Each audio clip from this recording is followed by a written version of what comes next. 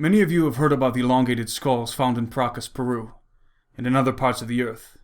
Although the existence of these skulls is not a new discovery, their genetic origins are just beginning to come to light, thanks to the research and work of men like Brien Foerster, David Hatcher Childress, and the late Lloyd Pye. Mainstream science has largely ignored the enigma of who these strange human-like entities were, and why their anatomy was so different than our own, indiscriminately writing them off as more examples of cranial deformation and cradle boarding, even when such claims cannot be substantiated by any proof whatsoever. In fact, the contrary is true.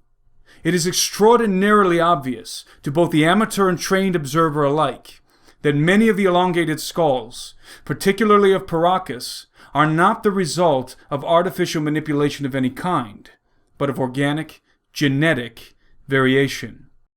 A mere rudimentary examination of these skulls proves this fact conclusively. Besides the observable difference in the plates of the skulls, many of which have 2 plates as opposed to 3 like human beings, their cranial masses are much larger than our own.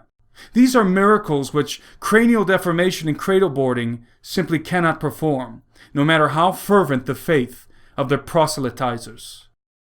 Of course, it should come as no surprise to us that mainstream science is hasty to ignore or gainsay such evidences, and even excoriate those who assert them. If we are indeed dealing with a new kind of humanoid species, as the abnormalities of these skulls suggest, and the genetic evidence is beginning to indicate, then human history as we know it must be revised to include this alternate race. But don't hold your breath. The Darwinian paradigm quickly collapses beneath the weight of such a revelation, and you can expect the party line to be aggressively maintained, no matter how provocative or decisive the evidence to the contrary may be. Furthermore, the power brokers of society are Luciferian, controlling such institutions as the Smithsonian, the Vatican, and all of the premier universities around the world. Luciferians literally have a monopoly on knowledge.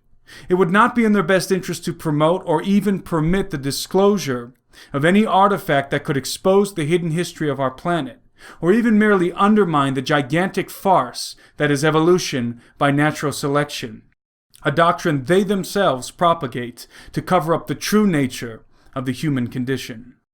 But for those clear-thinking individuals who are not beguiled by Luciferian propaganda, the implications of the elongated skulls are unprecedented. Consider the testimony of the geneticist working with the samples provided by Brien Foerster, which were extracted from one of the red-haired skulls in Paracas, Peru. Quote, "It had mitochondrial DNA with mutations unknown in any human, primate, or animal known so far. But a few fragments I was able to sequence from this sample indicate that if these mutations will hold, we are dealing with a new human-like creature, very distant from Homo sapiens, Neanderthals, and Denisovans. I am not sure it will even fit into the known evolutionary tree." End quote. Indeed it won't, for 2 primary reasons. First, because these human-like creatures should be situated above us on the so-called evolutionary tree, due to the amplified cranial volume of their skulls, which is indicative of larger brains, ergo, smarter entities. And second, because as the late Lloyd Pye used to say, Darwin was a blowed-up peckerwood. The ridiculous claims of evolution can no longer be taken seriously by logically thinking individuals. A gradual shift towards intervention theory is already beginning to undermine and will eventually replace the outdated and unfounded theory of evolution. But that's the subject of another episode. There is, of course, a plethora of physical evidence strewn across the surface of our planet in many ruinous heaps, pointing to the fact that human beings were not the only intelligent entities inhabiting the earth. There existed, and still exist to this day, human, non-human hybrids from various origins and of various kinds, not the least of which were giants. Cranial deformation was an expression of emulation, a crude attempt to imitate these human, non-human hybrid races that were venerated as demigods by the ancients. The reason why the cranial deformation phenomena was so widespread across the earth, rather than localized to one people group or continent, is because the distribution of the hybrid races was also widespread, a fact that is being borne out in the discovery of elongated skulls in diverse locations across the globe. So what's the bottom line here? Simply this, that human beings were never alone on this planet. There have always been, and are to this day, alternate human-like sentient races cohabiting the earth with us. Enter Karen Hudes. You may remember Karen Hudes as the famous whistleblower at the World Bank who exposed the endemic of corruption permeating through that organization. Recently, she shocked the world with a stunning allegation involving the Vatican and a human-like race she calls Homo capensis. Before we get into the specifics of the allegation, let's review Karen's credentials. Karen Hudes is a graduate of Yale Law School, and she worked in the legal department of the World Bank for more than 20 years. In fact, when she was fired for blowing the whistle on the corruption inside the World Bank, she held the position of senior counsel. Aside from studying law at Yale, Karen studied economics at the University of Amsterdam. She worked in the U.S. Export-Import Bank from 1980 to 1985 and in the legal department of the World Bank from 1986 to 2007. She established the Non-Governmental Organization Committee of the International Law Section of the American Bar Association and the Committee on Multilateralism and the Accountability of International Organizations of the American branch of the International Law Association. Suffice it to say, Karen Hudes is not the village idiot. Her allegations against the World Bank were not baseless conspiracies, but validated facts. She had the courage to tell the truth and was summarily fired for it. Now to her latest allegations, which are far more explosive than corruption at the World Bank. While discussing the global banking cartel in a FutureMoneyTrends.com interview, Karen said the following when asked who is in control of the Vatican.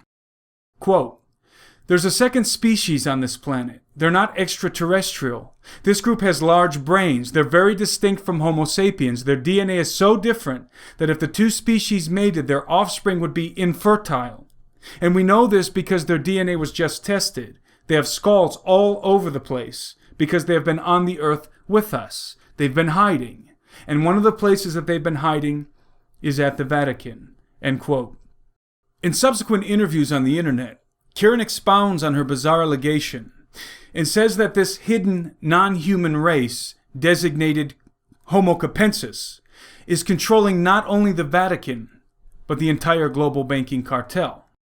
She explains that, whereas they do not have the same capacity for creativity as the human race, Homo capensis far exceeds us in their capacity for analytical and mathematical calculation due to their larger brains, making them the perfect puppet masters of the complex banking system. Whether or not all of Karen's accusations are true, we can verify with certainty that the race she describes did in fact exist on the planet at some time. Besides the evidence of their bones, the influence of Homo capensis is apparent in the priesthoods and potentates of the past, and in some cases the present, who seem to imitate this large-headed race in the wearing of tall mitres, turbans, and crowns. Now, I'm not claiming that every occasion of tall headdresses is direct emulation of Homo capensis. But as we have noted with cranial deformation, human beings have been attempting to style themselves after the cone-headed gods for ages. And this brings me to the final point of this episode. The overwhelming evidence of human, non-human elongated skulls, together with that of megaliths, ancient technology, and corroborating planetary legends about the gods and their hybrid offspring, points to an ancient world teeming with abominable creatures, mythical beasts, and towering giants. A world well defined and delineated within the pages of the Bible. And it exposes the reality that the controllers of our world have gone to great lengths to hide from your eyes the fact that we are not alone and never have been. It's time for us to wake up from the comatose of Luciferian propaganda. The history of the planet on which we live is vastly different than what we've been indoctrinated to believe. There are myriads of intelligent hybrid entities that have been interacting with, manipulating, and infiltrating the human race for eons. Though their genomes differ one from another, they all share two things in common. They are all malevolent and subject to the devil, and they all hate the human race and its kinsman, Redeemer. I'm Timothy Alberino, reporting for GenesisXGiants.com.